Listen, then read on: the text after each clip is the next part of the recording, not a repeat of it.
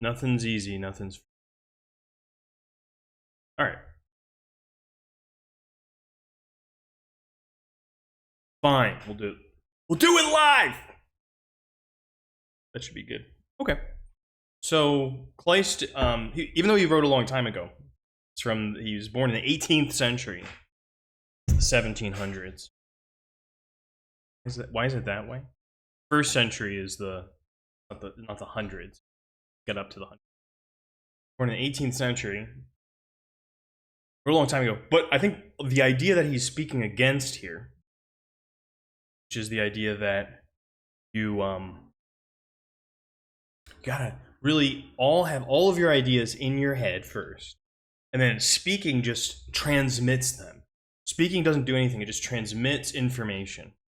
He's speaking against that idea, really against that idea, to the point that he says, as the title is called, that you can construct thoughts during speech, and that sometimes the only way to get to a thought is by speaking. And so since in this class we're going to do two types of speaking, more than two types, but one way to divide the class up, say, okay, so some of the speeches will be prepared.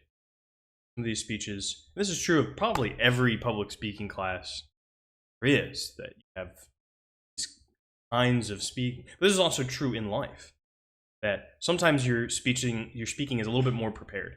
You know you have a interview coming up, or you have a toast that you have to give, or something like that. Sit down a few nights before,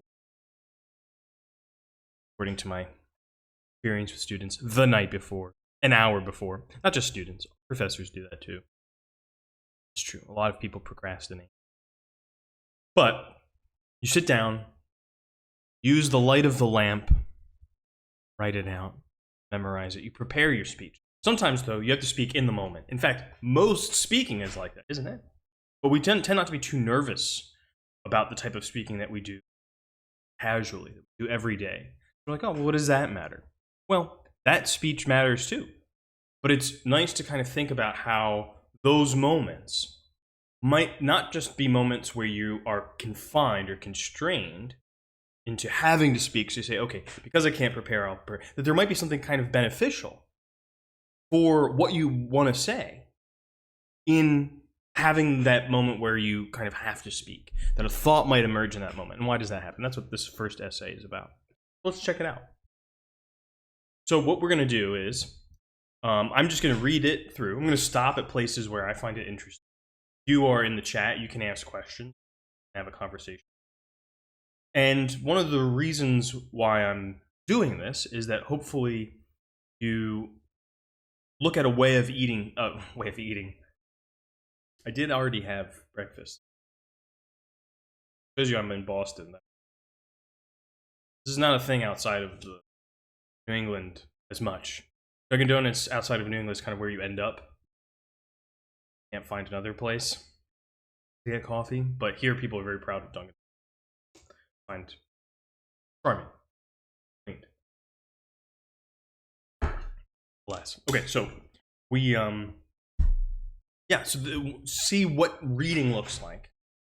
How you might read in a way that's maybe a little bit more inquisitive, a little bit more open, because as for those of you in the class, as I put in the syllabus, what is the purpose of reading for discourse, reading for conversation? So a lot of education trains us, a lot of our schooling trains us to read for information.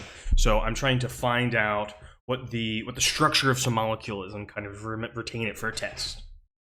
Or I'm reading in order to just pick out the main idea so I can answer some reading comprehension quiz.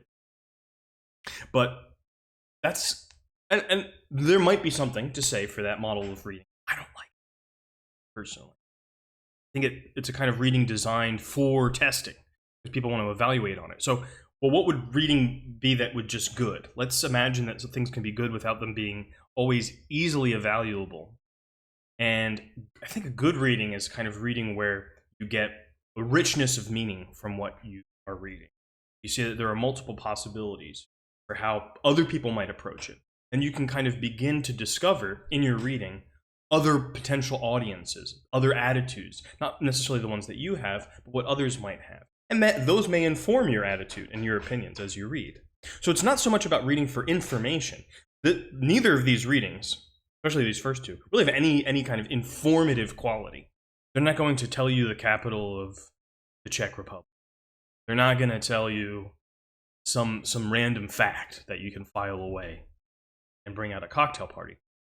They're going to try to give you a perspective on a common phenomenon, in this case, speaking. So let's, without further ado, gradual construction of thoughts during speech. One thing I like to think about sometimes is what the title kind of prepares me to read. And this is translated from the German. There are slightly different translations of this title. The gradual construction of thoughts, that itself is kind of a strange idea. It already shows an attitude that thoughts don't come fully formed, that they can be put together in a slow way. So a thought isn't just some kind of immediate reaction. Thought is something that can be developed through inference, through teasing out various possibilities. All right. There is something you want to know and cannot discover by meditation. Then, my dear ingenious friend, I advise you to discuss it with the first acquaintance to meet. You need not have a sharp intellect, nor do I mean that you should question him on the subject. No, rather you yourself should begin by telling it all to him. All right, so this is set up as a paradox. And Kleist kind of liked paradoxes, things he's known for in his literary works. He liked paradoxes. But he's kind of saying that if you can't figure something out, you should talk to a friend about it. But it's even better if the friend doesn't know anything. In fact, they don't need to be your smartest friend or anything at all. You're going to tell them about it. That's pretty strange. Okay? I can see you opening your eyes wide at this and replying that in former years you were advised never to talk about anything that you do. Hey, what's up? Mutual three, I don't know, Korsje? Yeah. Oh, you see? Tell me what you see. Yeah. If you have any questions, let me know. Or if you have points that you want to make, talk about those too. In former years, you were advised never to talk about anything that you do not already understand. It's kind of what we were saying before about school. If you raise your hand and you just don't have the correct answer, you might be shamed, or people might just kind of shuffle off and go to the person that knows the answer. Anyone help her out? That kind of a thing. In those days, however, you probably spoke with the pretentious purpose of enlightening others. I want you to speak with the reasonable purpose of enlightening yourself. Is this about speaking or communicating? Korsje asks. That's an amazing question. Boom! Coming in with the thunder. Is this about speaking or communicating? Well, what do you think? What would you say the difference is in speaking or communicating? I have some thoughts on that. I think a lot of people would just kind of say speaking is one genre of communicating. This piece is definitely about speaking uniquely, rather than about... So if we're just going to go with communicating as the broad category under which you write, you can do cuneiform, kinds of things. This is specifically about speaking, which is interesting. My speech. But there are other potential ways to look at the relationship between speaking and communicating. And the second thing that we're going to read, the one I'll read after this, is going to really get into that. Communication is an active process with two or more people, right? It's kind of like the goal. Speech is like one of the means to do it. Yeah, I think exactly. I think that's the kind of broad, conventional, and by conventional, I don't mean anything wrong by it being conventional. I think that's the kind of conventional communication. And in fact, you have things like animal communication. Well, I don't think, some people might think that animals speak. I don't really believe that animals speak. I do think that animals communicate. I think that machines also communicate with each other. Our machines are communicating with each other right now. So communication doesn't necessarily really even involve animation, being alive. Communication, it can be an extremely broad phenomenon. There's lots of interesting work that used to be done on this under the name of cybernetics. You might still hear, we have the word cyber now. Where do people say? I guess they say cyber sex. I don't know. Do people still say that? Probably not. but cyber just like some kind of like digital thing. That comes a little bit from science fiction, but it comes from a Greek word which means rower of a boat. They had anyway. That's an interesting kind of framework for thinking about communication, where it includes all sorts of natural phenomena, and speech would just be one kind of tiny island of that. But there are other ways to take it. Yeah. So yeah, let's go with that. Let's go with it. This is about speech uniquely. Yeah, it is pretty interesting. I think it's interesting. I like to think about animal communication a lot. A lot of times, I begin public speaking talking about bees, but let's read a little bit more about what Kleist is saying and see what he says. Writes. Yeah, bee communication. Yeah, it's some wild stuff. In those days, okay, yeah. So I want you to speak with the reasonable purpose of enlightening yourself. And he has this nice, what in rhetoric we sometimes call antithesis. Not with the purpose of enlightening others, pretentious purpose of enlightening others, but the reasonable purpose of enlightening yourself. So a little balance to it, the sentence. And it is possible that each of these rules of conduct, different as they are, will apply in certain cases.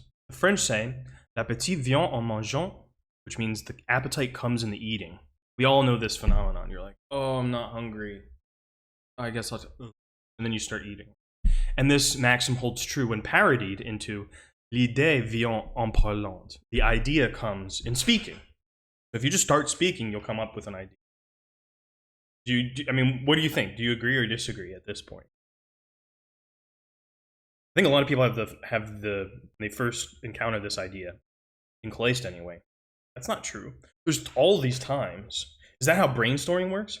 Brainstorming is basically a corporate modeled version of this kind of idea, yeah. So brainstorming gets developed for corporations as a technique. They get consultants because people are like, wow, we really know how to make things work from a point of view of business administration, how to make things efficient when we don't need to innovate. That we've really not perfected, but like we kind of know what to do. We know how to solve that as a problem. But what if we don't? What if we kind of want to come up with something completely new? What do we do? And so corporations and various consultants for corporations. One that I really like is, I don't say I really like him, but I've actually taught his book, 6 Thinking Hats by Edward de Bono. Comes up with this idea.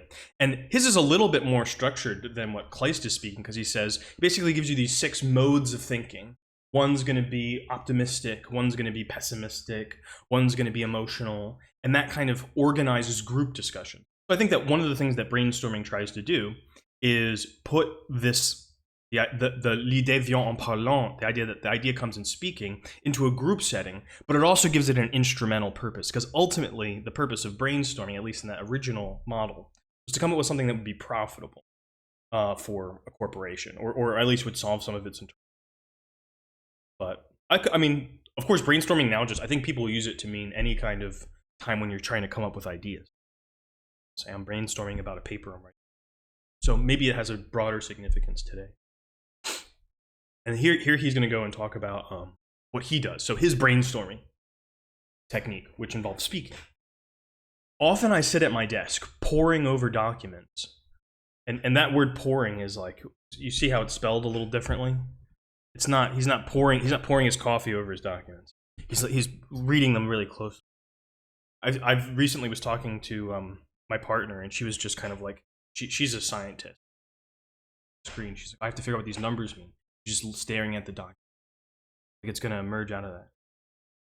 If ideas come from speaking, and they say you should speak only when you have something useful to say or ask, aren't they opposed to each other a bit? 100%. They 100% are opposed to each other, and that's kind of the point of what he's saying. He's kind of he was kind of like a punk rock guy in his time, you could say. Kleist, I mean, as punk rock as you can be in Germany, Russia, or whatever in the 18th century. So he was kind of like, stick it to the man. You can speak without understanding. You know, that was pretty punk rock. So yeah, I think they are opposed to each other.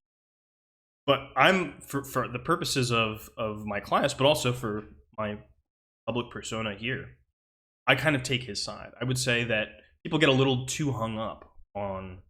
There's 2 sides to it. One is that when you don't understand something, people are afraid to speak, which means that people don't really do a lot of inquiry. They don't do a lot of casual inquiry. You really, if I want to know something, like I have to like do this really intense thing. And I remember just feeling, knowing the feeling and hearing students talk about it over the years of that pressure of exams week, of like where you need to write something, this kind of demand, this absurd demand of this other person who wants you to do something, and you're like, but I just don't know what to say. I don't know what the right thing to say is. I don't know what the correct thing to say is. I think a lot better model would be encouraging people all through your education to learn how to ask questions about. So if you learn how to ask good questions, I think that's a lot better thing to learn than learning the correct answer. That's my point of view. A little hippy-dippy, maybe. It is hard to get students to ask questions. That's one of the reasons I'm doing all of this crazy crap. I'm trying so hard to get people to ask questions. But thank you for coming in and asking questions. And I think one of the reasons people don't want to ask questions is they get the impression, and I know I sometimes contribute to this too. They ask me the question. So the idea is I know the answer. So they're like, oh well, I don't want to just ask him the question. I can go read it on my own or try to figure it out. I don't want my teacher to think that I'm stupid or I didn't read. And a lot of teachers do kind of take a punitive view of this system. But I think that's the wrong idea. It's the question isn't about getting an answer that the instructor has. You want to ask the kind of question that generates new attitudes and new possibilities for the whole group that you're in. That's a kind of good. The good question isn't the question that's just, what time is it? You know, that might be a necessary question, but it's not a great question. It's just, we all know how to answer that. But a question in which, like the first one you asked, is this about speaking or communicating? I have a potential answer to it, but even in thinking about that, I've come up with all these new possibilities where we could go. Yeah. Yeah. What is the right question? I guess that's a big question itself. How do we know? So this is what he does. Poring over my documents, trying to discover the point of view from which some complicated controversy might be judged. Then, when my inmost being is involved, endeavor to arrive at the truth, I usually stare into the light, the brightest point in the room. Or when an algebraic problem arises, I look for the first preliminary statement, the equation, which expresses the given circumstances, from which later the solution can be easily deduced by calculation. But lo and behold, if I mention it to my sister, love this one, mention it to my sister, who is sitting behind me and working, I discover facts which whole hours of brooding, perhaps, would not have revealed. Not that she literally tells them to me, for neither does she know the book of rules, nor has she studied Euler or Kästner. Euler is a famous mathematician.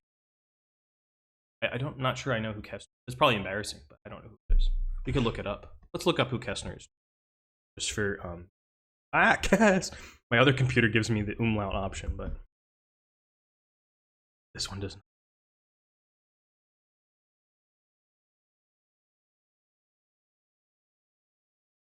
Oh well, it's not too easy to find. I'll look it up later. It doesn't seem too important. But I do like to look up stuff while I'm reading. Euler. You're right, it is pronounced Euler. How did I say it? It totally is pronounced Euler. I remember, like, I made a mental note. Sometimes I do that, where you make a note like, don't say this. And then you say the thing that you've said. I said Euler. That's like Bueller. Bueller. Okay, I messed that up. But yes, Euler. Thank you. Yeah, Euler's pretty. I like watching these YouTube channels that do stuff on little easy, like simple history of math stuff. What's it called? Number Files, one of them. That's probably the most popular. They have a lot of cool ones about Euler. Nice. He's got some good little videos on. So anyway, his sister doesn't know any of this stuff. I like math. Yeah, me too. I like math. I wish I knew more about math. I don't have like a whole lot of time to study it, but I did try to teach myself some linear algebra a few years ago, and just don't have enough. But maybe if somebody else wants to Skillshare, teach me some cool math stuff, I'd like to do that. Okay. But since I always have some obscure preconception, so what do you mean by obscure? Obscure, you know, like in Spanish, oscura, like dark. You know, something that's obscure just means it's not clear. It's the opposite of. preconception. So he has like some kind of, it's on the tip of his tongue, that kind of idea. Distantly connected in some way with whatever I'm looking for. I have only to begin boldly, and the mind, obliged to find an end for this beginning, transforms my confused concept as I speak into thoughts that are perfectly clear. So that, to my surprise, the end of the sentence coincides with the desired knowledge. He doesn't really know what he wants to see. He's trying to figure something out. He's like, it's this, when you take the area of a circle, and he's just talking to his sister, trying to explain to her his problem, then he arrives at what he's trying to figure out. I interpose inarticulate sounds, draw out the connecting words, and, as it may seem, possibly even use an apposition when required. The circle, a round object, geometric object, that's an apposition. When you kind of say Dunkin' Donuts, apposition. The favored New England coffee shop. Okay. When required, and employ other tricks which will prolong my speech in order to gain sufficient time for the fabrication of my idea, the workshop of reason. So all that stalling and all of those filler words, he's saying, yeah, that's good. Because I'm using that. That's the furnace of the workshop of figuring stuff out. This is a very weird point of view. Yeah, this is all new to you. This is kind of always new, is my opinion. So this is rhetoric. I mean, rhetoric might seem really strange, old idea, but it's stuff that will seem new to you because I think the basic attitude of rhetoric is pretty different from forms of knowledge that you might be used to if you're a good student, did well in school and all that kind of stuff. Rhetoric might be kind of shocking because a lot of the things that we'll talk about in this class and I'll talk about on the stream will be very different from the way that you're used to kind of thinking about knowledge. And this goes all the way back to the beginning of rhetoric when it was criticized by philosophers. Like, what do you really know, you rhetoric people? Do you know math? This is one of the first questions they say. So Gorgias, this teacher of speech, says, well, I teach people speaking, basically. And Socrates says, yeah, well, geometers speak too. They teach through speech. What are you teaching about speech? And Socrates gets the best of this argument. Well, Plato wrote the dialogue. But it's this weird idea that, well, we're not really teaching a specific content of speech, but there's still something to think about when we're thinking about speech as a social phenomenon, when we're thinking about the question of audiences. So this long tradition kind of comes out of this weird idea of a subject that has no subject. It's kind of what Aristotle says about it. He says dialectic and rhetoric uniquely are sciences or arts, discourses that have no particular subject. They're kind of about everything and nothing. So it's kind of weird. So it will seem new to you. That's good.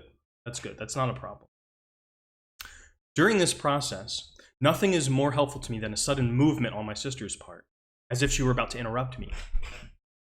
Bruder, probably what she was saying. I'm trying to get back to my work because he interrupted her. But anyway, that part aside, he was kind of a spazzy guy.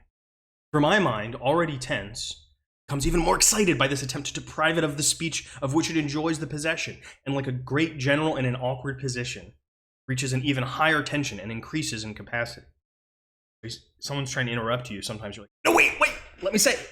And like that kind of pressure, all of the force of your thought running together, the thought comes out in that moment. That's what he's saying. Okay, I think. In this sense, I understand the extent to which Molière, this is a French comedian, or French comic writer, could make use of his servant girl. For when, as he claims, he trusted her to make a judgment sound enough to correct his own. This is a kind of modesty which I do not believe to have existed in his heart. Molière wasn't that modest of a... What was he really doing? The same kind of thing that Kleist is doing with his sister. It doesn't matter that person... It's that you're trying to come up with something, you just need some other person to help you. The human face confronting a speaker is an extraordinary source of inspiration to him or her. And the glance which informs us that a thought we have only half expressed has already been grasped often saves us the trouble of expressing all the remaining half. How is rhetoric different from philosophy? Boom. Huge question dropped in the chat. Big question.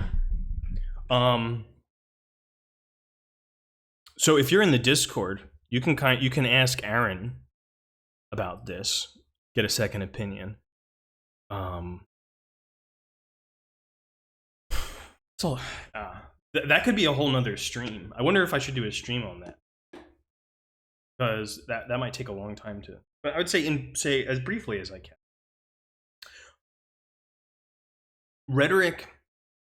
Philosophy is very long tradition, goes 1,000 years old too, but it's primarily concerned with, say, establishing truth. Very concerned with how do we justify things in such a way we know that they are true. Now there have been philosophical schools. You might have heard of the skeptic. They were a philosophical school whose idea was you can't really establish the truth. But they arrived at that position through the use of philosophical kinds of arguments about what could be certainly known, certainly true. Rhetoric does not rely upon certainty. Rhetoric relies upon probability, things that are plausible, things that seem likely to be the case, that would be accepted by a general audience. And most arguments are of this kind. Most arguments are not certain. And in fact, with the development of mathematics through Euler and through development of modern logic, the number of things that people who study certainty have discovered can really be certain has gotten narrower and narrower and narrower. But they've gotten really sophisticated. So there's really sophisticated, diamond-tipped drill bits of thought in philosophy, which they can look at, prove, or discuss things that they can certainly know. And again, this is a simplification because there are many philosophers who have taken different positions, some of which have been more interested in things that are plausible. Oh, the Discord link? Let me throw that in there. Yeah, you can join the Discord. Second. And so I would say that would be one of the big differences is I'm just going to give you the one-day link. So if you just copy it, I'm just going to throw it in the chat. I'm kind of a noob to all of this, so it's a little bit of a rough ride at the moment. Wow, I guess the channel just hit 100 views. Hundreds exactly. So obviously I'm a noob. But yeah, that's the Discord channel. You can come in and chat there. There's some activity in there. There's some things going on in there. So anyway, I don't know if that's a satisfactory answer, because that's a really, really huge and interesting question. I think about it quite a bit. I always write stuff about that question, and then I disagree with it later on. So I'll probably disagree with I'll be like, why did I go with probability? I'll regret this answer later. But it's a good question. It's a really good question. Yeah, if you want the kind of the dialogue I was referring to is called the Gorgias, or sometimes people pronounce it gorgeous. Gorgias in English. That's the dialogue by Plato where he kind of insults rhetoric, but it's an interesting dialogue. Yeah, a little bit of sense is that's what I aspire to. I'm pretty humble about how much sense I make. I do my best. So a little bit, that's pretty good to me. I'll take that. All right. So the human phrase confronting speaker is an extraordinary source of inspiration. That's great, except that this year, not a whole lot of that, right? We've got masks. So I wonder how that affects this dynamic. Would it be different? Will it be harder to come up with things to say when you can't see people's faces? I don't know. I haven't really experienced that myself, but we'll see.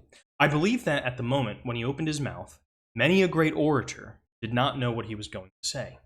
But the conviction that the necessary wealth of ideas would be provided by the circumstances and by the resulting excitement of his mind made him bold enough to pick the opening words at random.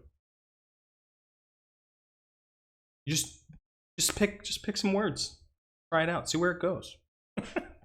Take Mirabeau's Thunderbolt. with which he silenced the Master of Ceremonies, who, after the adjournment of the king's last royal session on June 23rd, in which he had commanded the three orders, three estates, to vote separately, returned to the assembly hall where the three orders still lingered together and asked them whether they had heard the king's command. So this is about the French Revolution. This is basically the beginning. You could say this is one of the moments that begins the French Revolution. Yes, oui, Mirabeau replied. We have heard the king's command. He's not really sure what he's about to say. I am sure that during the humane opening, he was not yet thinking of the bayonet with which he concluded. He doesn't really know where he's going. He's kind of like feeling out the room, looking around. Yes, sir, he repeated. We have heard it. He's just kind of stalling for time, right? One can see that he still does not really know what he wants. Quote, but what entitles you? He continued. And now suddenly a well of immense possibilities breaks through to his consciousness. To draw our attention to commands in this place, we are the representatives of the nation. That was what he needed. The nation, and now so he's going off that word. The nation gives orders and does not take them, only to hoist himself at once onto the peak of audacity. That means, to audacity, like boldness, contempt for what expectations. I'm audacious. And to ensure that I am making myself perfectly clear to you, and only now he finds the words to express all the resistance for which his soul is armed. Go and tell your king that nothing but the bayonet's power will force us to leave our seats. Whereupon, satisfied with himself, he sat down on a chair. If one thinks of a master of ceremonies, it is impossible to imagine him during this scene other than in a state of utter mental bankruptcy. According to a similar law, a body void of electricity, which when placed in the atmosphere of a body electrically charged, suddenly acquires a corresponding charge.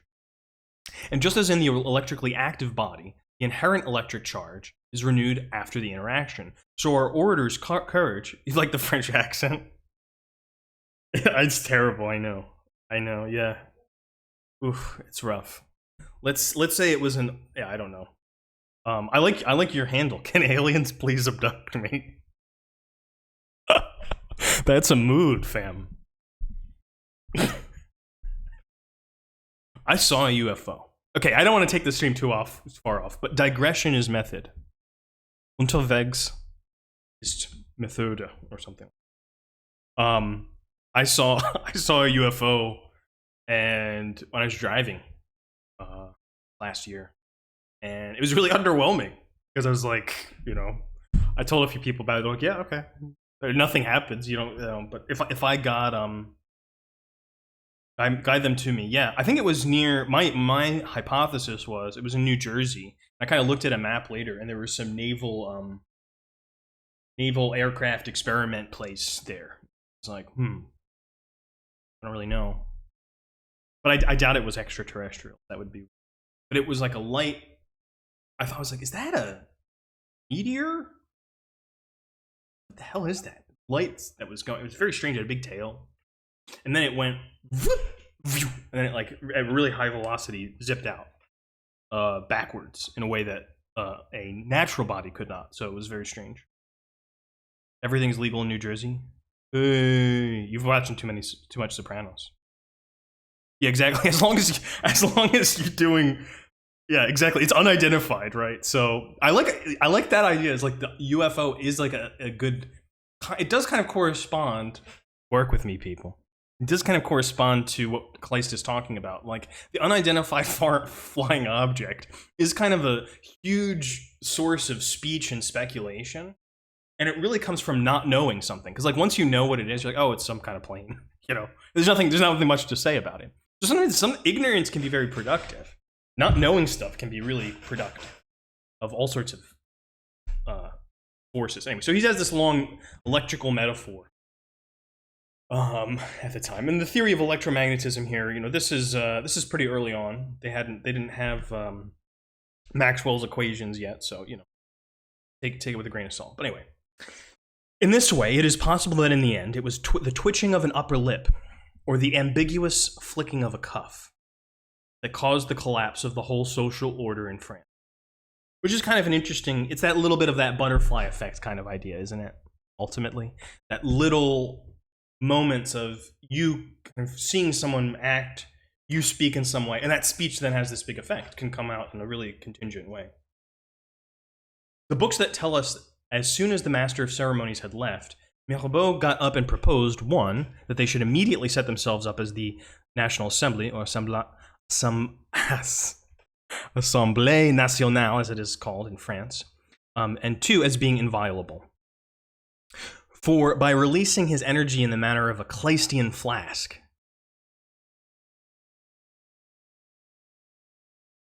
We look it up. What's a Kleistian? Is it like a Klein bottle? A Kleistian flask. Or Leyden jar. Is an antique electrical component that which stores a high voltage electric charge. We're getting back to this metaphor. Between electrical conductors on the inside and outside of a jar. So it's like a battery. The original form of a capacitor. Okay. Old-timey stuff. Okay. For by releasing his energy in the manner of a Kleistian flask, he had now become neutral once more, and alighting from his reckless flight, readmitted caution and fear of the Châtelet. So the idea is, maybe that moment of looking for inspiration is kind of this random kinetic intensity. But once you find the position, the attitude that you fall back into, then you can adopt that reasoning position that you would have anyway. But if you are kind of stuck in that position of, I want to be reasonable and cool and appear always in that way, you might not have anything to say. I don't know, what do you think? This is a curious parallel between the phenomena of the physical and the moral worlds, and, if pursued, would be found to apply even to minor details. But I shall leave the analogy and return to my theme. He never returns to his... Whenever anyone says I'm going to return to my theme, suspicious. They're not going to do that. La Fontaine, too, in his fable, Les animaux malades de la peste. Sick, yeah, and we don't... I might... should we skip this one, because I think no, let's read it. In which the fox is forced to compose an apology for the lion without knowing where to find the material for it, provides a striking example of the gradual formation of thought out of a beginning made under stress. So where are the ideas really coming from? Says, can aliens please abduct me? Good question. I need to get like a drop board. I have like a thing for that. I don't know what the sound would be, like a vuvuzela or something. Yeah, I don't know. That's a really good question. Where are the ideas really coming from? That's kind of what both of these readings that I'm working on today, that we're looking at today, are trying to figure out. Like, where do good ideas come from? And what these readings suggest to me, or especially this reading, suggests to me is that at least sometimes they come contingently out of forming because if, let's say, like, well, why might this be the case? If thoughts have a kind of order or structure to them that resembles language, that resembles the syntax of a sentence, then beginning to form a sentence might lead to the idea. Maybe there's even an evolutionary, I mean, this is written long before Darwin. Maybe there's even an evolutionary component to it. Thought and speech might be connected in a way that's not clear to us. And there are some evolutionary psychologists and cognitive psychologists that have said things like that. So I don't really know the reason why. I don't really know the cause of this. But it seems like something that's worth giving a try. That's really my attitude. I think that this happens. I know that it happens because I've relied on this quite a bit. I've relied on this possibility of knowing that if I start speaking, I might end up somewhere interesting. Of course, you have to be in a relatively safe environment to do that. Well, I mean, you don't have to be. Maybe you could start the French Revolution. But you at least have to maybe begin practicing it in a safe environment. And I hope that the classes that I run, or this stream, would be like that, where you could just kind of try something out and see where it goes, even if you don't know exactly where you're headed. You ever try to get lost in a city? I mean, this is the best way. How many times have people told you this? If you go to a new city, go get lost. Try to get lost. Why? Why not go to all of the landmarks? Well, because if you try to get lost, you have to actually see and attend to things in a new way. You have to try to find your way back to where you needed to go. But in trying to get lost, get a more interesting view of the city. You come to know the city better by beginning with not knowing where you are. If you just accept the knowledge in the guidebook of the city, oh yeah, there's St. Basil. Oh yeah, there's the Taj Mahal. It's kind of obvious. Your experience might already be kind of covered over in the expectations that you get from the guidebook. But if you get lost, what the hell am I looking at? You have to figure it out. You have to find it out yourself. So it seems like humans can basically work like speech generation AIs do. I would put it the other way around. But I think it's a very interesting question to say, what's the difference between artificial intelligence and natural intelligence? I would say that there probably are some important differences. I think there are some important, but it's not obvious to me how those would be. I think one of the differences is that human beings begin speech from need and desire. When the baby comes, it's like, wah, wah, and other people say to it, oh, that means it's hungry. So the baby learns that when it's hungry, it needs to cry. The basic communication. Whereas the AI begins with inputs. It doesn't have needs. So I think that might be a big difference between. But that's not what people usually mean by natural intelligence, right? Like a baby shitting and eating, and that doesn't seem like intelligence to people. But it is kind of the basis of communication, isn't it? GPT-3 and all that. They try to find a complete sentence by finding the next best word. Yeah, I'm totally fascinated by all of that stuff. I'm really into online chess, and I'm more familiar with kind of developments in artificial intelligence, or machine learning for chess. But it all kind of comes from the same stuff. I lived with a guy who was a machine learning person for Carnegie Mellon, working on robots, and I would have really interesting conversations about machine learning as much as I could understand and follow. I would just try to ask good questions. I forget most of it, but the impression that I got from him was that the commercial products that we're seeing, an excellent YouTube channel called 2 Minute Papers. Oh, I'll have to check that out. I don't know that one. 2 Minute Papers. This stream is not 2 minutes long. We're like a few pages in, and we're approaching an hour. But I think that's good. Which talks about the latest advances in AI. Oh, that's cool. Yeah, he was saying that he's like the commercial version of machine learning is way behind, where I guess he was kind of at the cutting edge of things. He said Amazon called me to create like a machine learning arm that would pick up packages and stuff. And he's like, what they were asking me to do, he's like, they're like 10 years behind. I was like, oh, yeah, I would expect that Amazon would be like at the cutting edge. He's like, no, they're not. But I wonder if that'll change as the university starts to fall apart and all of these researchers will be like looking for shelter. I don't know. That's pretty dark, but who knows? Maybe it'll be this like weird kind of vulture-like innovation that comes from corporations being able to tear off all these researchers who are otherwise just putting them to work. We'll see what happens. Okay, so let's look at this fable. I'm going to read this fable. The fable is well known. I mean, probably not to my audience, but let's work with what he gives us of it. The plague is rife in the animal kingdom. That's what la peste means in French. It means plague. The plague is rife in the animal kingdom. The lion. So here we go. You really have to hold on to your papers when you watch that channel, because you're going to be surprised. Hold on to your papers. I like that as a metaphor.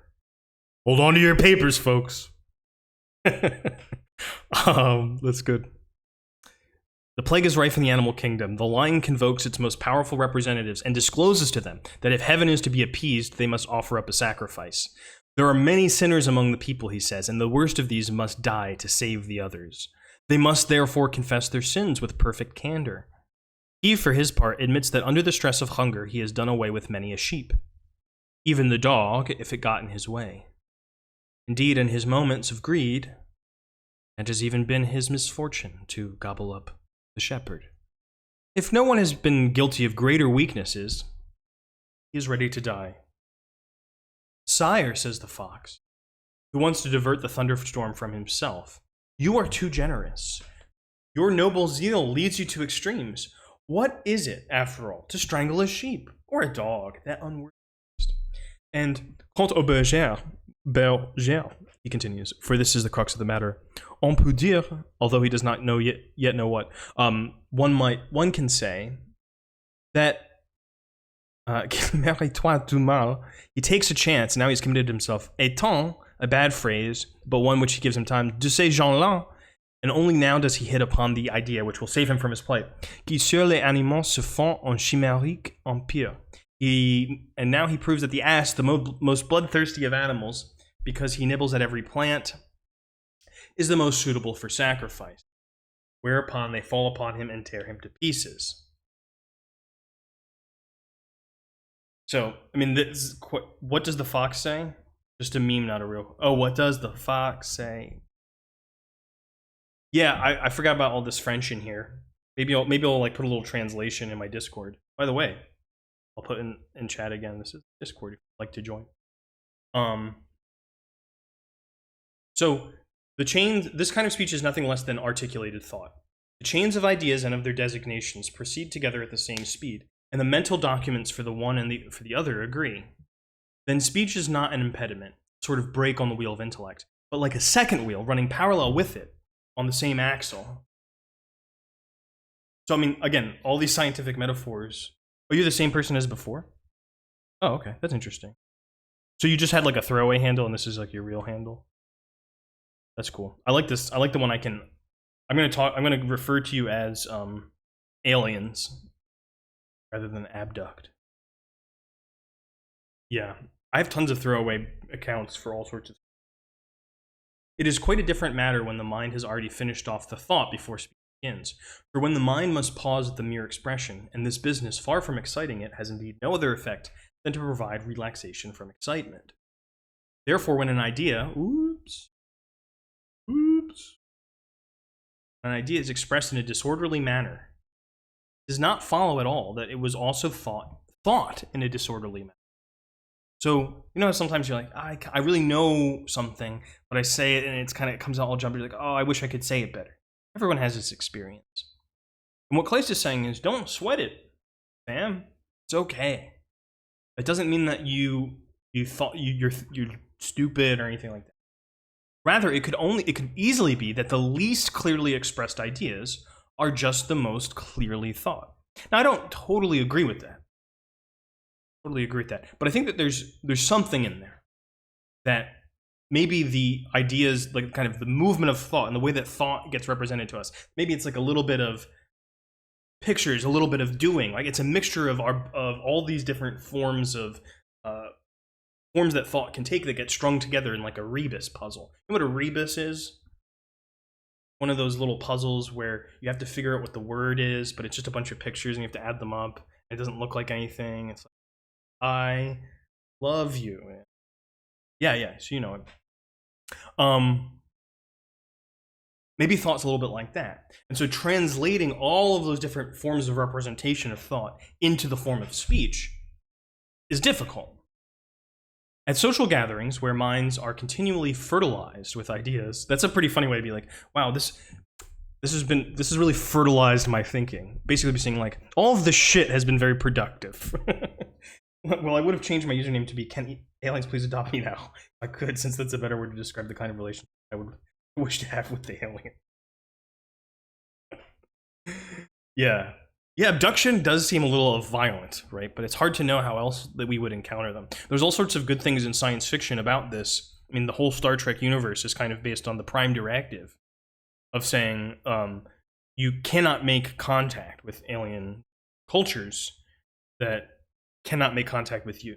So it's a kind of ethic of communication, basically. Because it would be violent to impose a form of communication on these other cultures that would completely transform or denature their own culture. But of course, then in Star Trek, that gets broken again and again and again all the time. The fans shake their hands. At social gatherings where minds are continually fertilized with ideas by a lively conversation, one can often see persons who, as a rule, are reticent because they feel they have no command of language, suddenly break out with a jerking movement. take hold of speech and give birth to something unintelligible. They give it a shot, and it just kind of comes out, and everyone kind of looks at them with their cocktail drinks. Huh? Indeed, now that they have been attracted, they've attracted everyone's attention, they seem to intimate by their embarrassed gestures that they are no longer quite sure what it is they want to say. It's petering out. We all know this. It is likely that these persons thought of something most striking and thought it clearly, but the sudden change of occupation, then transition in their minds from thought to expression, soon neutralized all the excitement required for the holding fast of thought, and even more so for expression. So one of the things that I like to reflect on in this section is that if the naive view we have, that where I think a lot of people start out with thinking about speaking, is that I have my thoughts, and then speech is just the vehicle for my thoughts. One of the things is that, well, there's so much difficulty that people have, that we all experience this at some point, in moving from thought to speech. Maybe that it's not just a vehicle, or it's a weird kind of vehicle, right? Where you have to kind of transform the thought for it to become speech. And then, of course, the other way around is kind of what he's saying too, that you can speak in a way that helps you to think. So it's not that speech and thought are identical. They're not, clearly. But that their relationship is one where they are linked to each other in a complex way that requires different strategies, different performances, depending on the context. In such cases, it is all the more indispensable that language should be within easy reach of our minds, so that those concepts which we have thought synchronously cannot express synchronously, because you have like all of the images kind of come out at once, but speech has to go in a certain order, right? It takes time. Start of the sentence, end of the sentence. You have to translate that. Moving an axis. Yeah? And altogether, anyone who can talk faster than his opponent with equal clarity will have an advantage over him, because he has more troops, as it were, to lead on to the battlefield. Speech is a very limiting way of expressing thought, yeah. I mean, it's definitely limiting in many ways, right? It's hard to, if you've ever tried to recite a math equation to someone, oh my God, how tedious is that? But in some ways, it also has capacities, powers that other forms of thinking do not have. So I think it's kind of goes both ways. And speech is kind of the OG form of thinking. Well, maybe not the OG. One of the original forms of thinking. So it has a kind of deep, complex history to it. So that the history of all of our words, the history of our phrases, the history of our language, the history of the concepts, is something I think a lot of people, especially in America, which is where I'm coming from, a lot of people kind of today maybe feel is burdensome. Thoughts of the past weigh like a nightmare. Minds of living. But at the same time, is a dimension of depth in the kinds of thoughts that occur in language that you wouldn't necessarily have in all other forms of thinking. So if you're really used to coding, for instance, the kind of the precision that's required, clarity that's required for coding is really important. If you're looking at natural language, you're like, look at the slop. This is just a bunch of, there's all this ambiguity. It's imprecise. So from that point of view, from that attitude, natural language is inferior. However, that very imprecision, from another point of view, is richness. And that in human interaction, trying to make things too precise can kind of lose the plot a lot of time. You're on a date, trying to flirt with somebody, and you just say everything exact. If you always let everything, not everything is explicit, nothing is unambiguous, it's going to be hard to get very far with a lot of people. Not everybody, some people like that. I think a lot of people are going to be like, you don't seem to really understand where I'm coming from. I wonder how that's going to change with all these brain-computer interfaces like Neuralink. Yeah, I'm going to hold it. I'm not going to purchase any stock in that until I see. I'm very suspicious of that. But of course, there is the idea that there's an old theological idea of how angels communicate, angelic communication. That angels, they don't speak, they don't have bodies. So angels would just communicate directly. They would communicate their thoughts directly. And this has always been a kind of fantasy, let's say, of perfect communication. And speech, and from this point of view, speech is this kind of fallen state, a fallen human state that's less divine. It's perfect angelic state. And I think that there's a technological fantasy as well. And by calling it a fantasy, I'm not to say that I don't think that there can't be a translation of brainwaves into action. We've already seen that. That's already happened.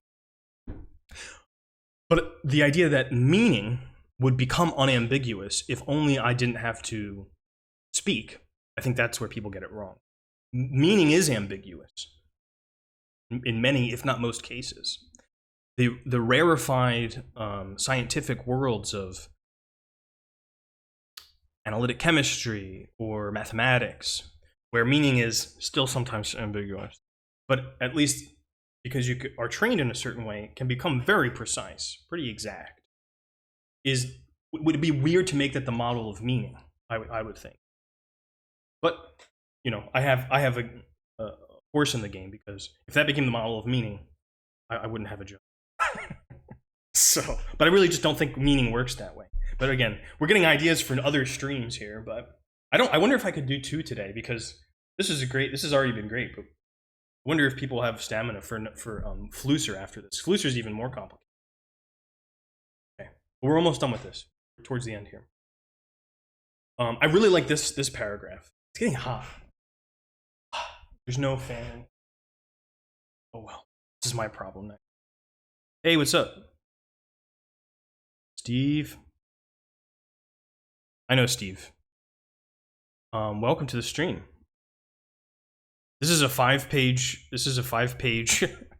reading, and we are at an hour. So this is like all these recap podcasts where the show is 26 minutes and the podcast is 80 minutes.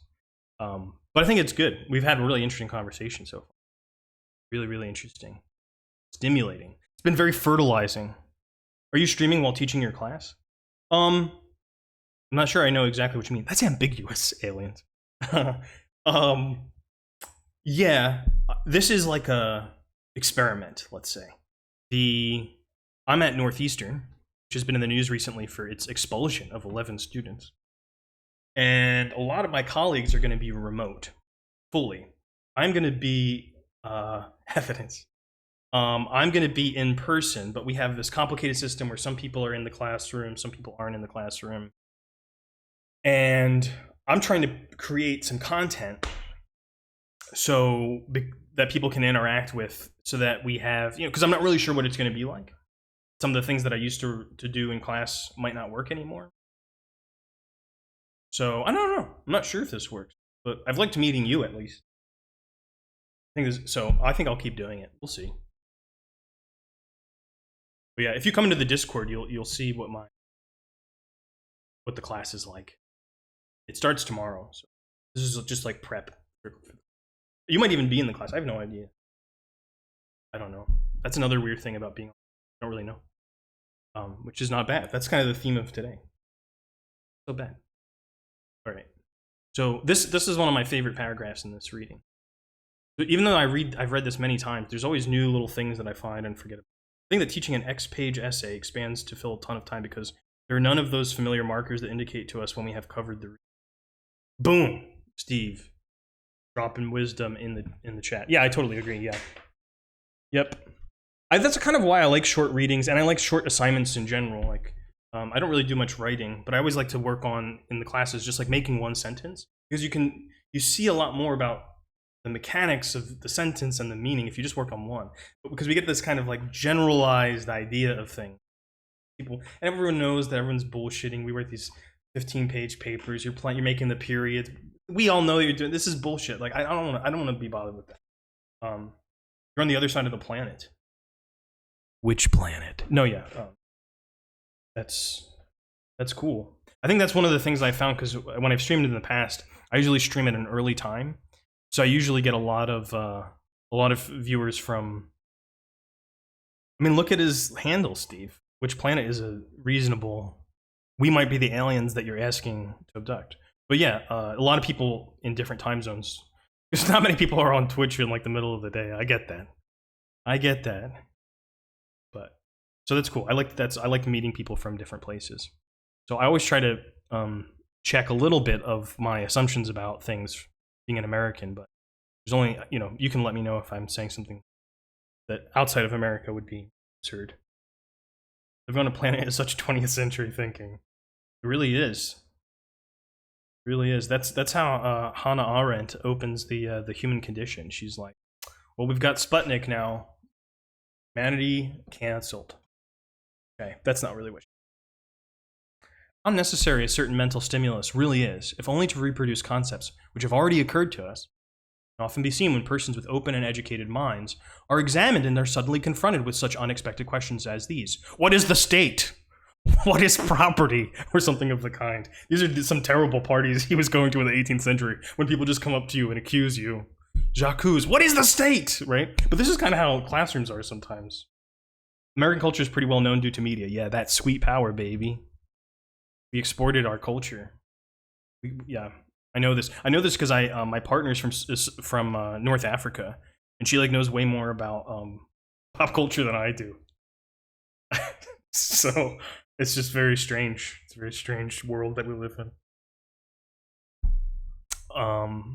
So if these young people had just come, perhaps they would easily have found the definition by the comparison, abstraction, and recapitulation of ideas. But here, where this preparation of the mind is wholly absent, they are seen to falter, and only an examiner lacking in understanding would conclude that they do not know anything. Only an examiner lacking in understanding. That's pretty much like all of my colleagues. Hopefully they're not watching. Not my current colleagues. I don't mean you guys. I mean in the abstract. Not people in my own, not people I know.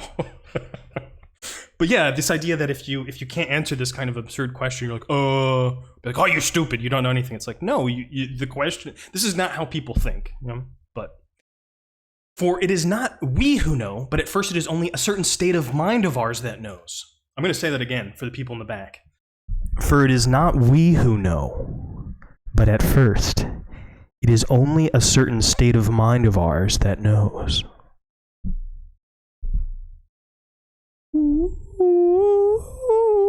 That was terrible. Only very vulgar intellects, people who yesterday learned by heart what the state is, and by tomorrow will have forgotten it, are likely to come out with the right answer here. Perhaps there is no occasion on which it is more difficult to reveal one's good points than in a public examination. I agree with all of this. Apart from the fact that it is repulsive, irritating, and that it offends one's finer feelings, to be continually on the alert while one of those learned horse dealers probes our acquirements and, according to where there are 5 or 6 of them, buys or dismisses us. Oof, brutal. Everyone needs to market themselves. This is how we say today. We don't call them horse dealers. We just kind of happily accept this language that the purpose of education is that we can sell ourselves. It is difficult to play on a human mind and induce it to yield its peculiar sound. Clumsy hands so easily disturb its pitch that even the most experienced observer of men, practiced in the art of mental midwifery, as Kant calls it, to a masterly degree, could go wrong in the case owing to unfamiliarity with his patient. Yeah, I know, Steve, this is such a good piece. I can drop it into your Discord if you want. Maybe we can chat about it on your podcast, if you like. Because I think it's a very simple idea, but it's just really nice. I can probably rap the entirety of Hamilton despite being an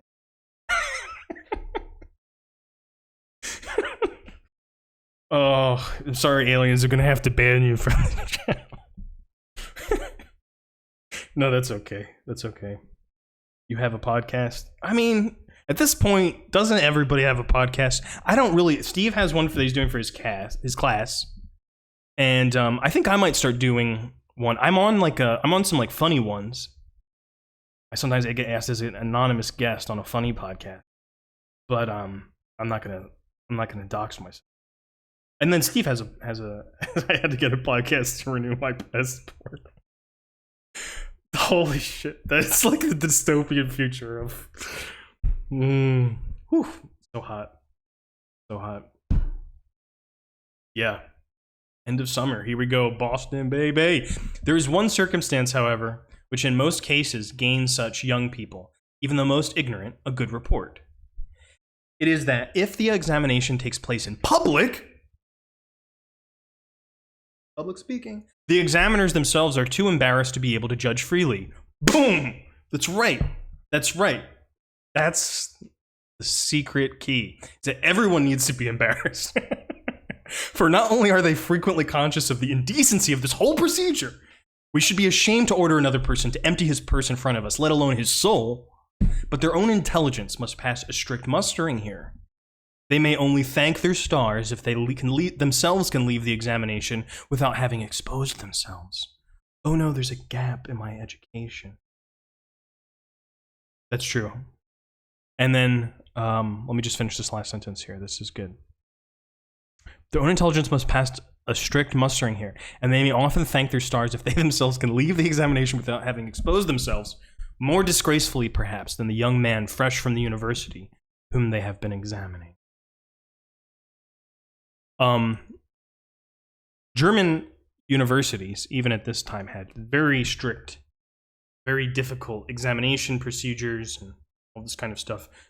Sigmund Freud, you might have heard of him, talks about in his book on dreams about like a category of dreams that are just test anxiety dreams. They still has like a grown man of international fame, just still has these dreams about being terrified of having to take. So, yeah, you have to wonder whether this is there isn't maybe like a little bit of, as Freud would himself name it. I think maybe somebody else named it, as Freud would call it, a sadistic impulse in some of these examinations. Some of these examiners. But that's Kleist. That's the Kleist.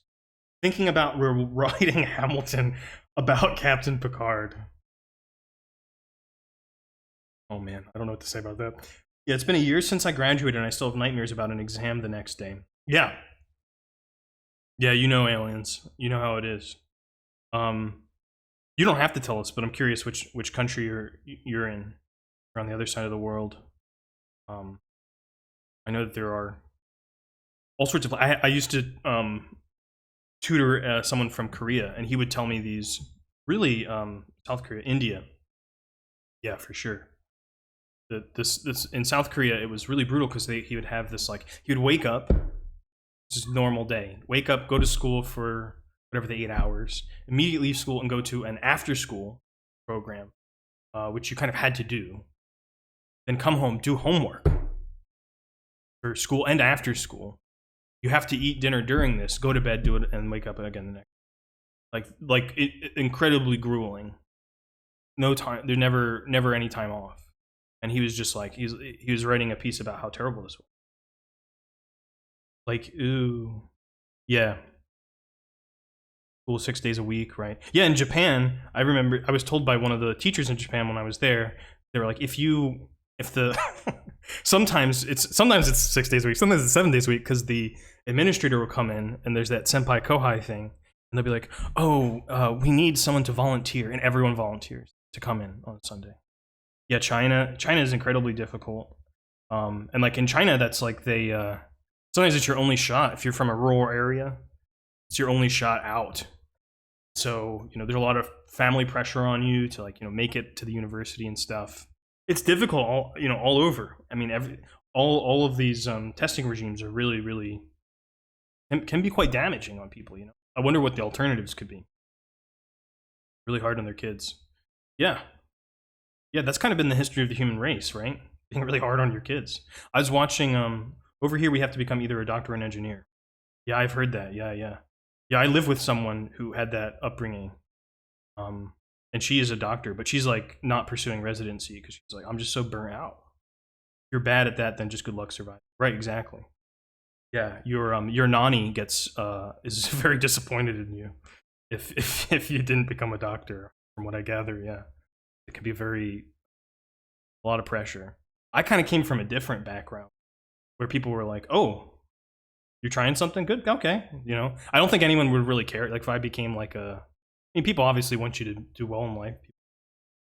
I'm just kind of lucky I didn't have a whole lot of pressure on me from my parents. They didn't really know what I was up to.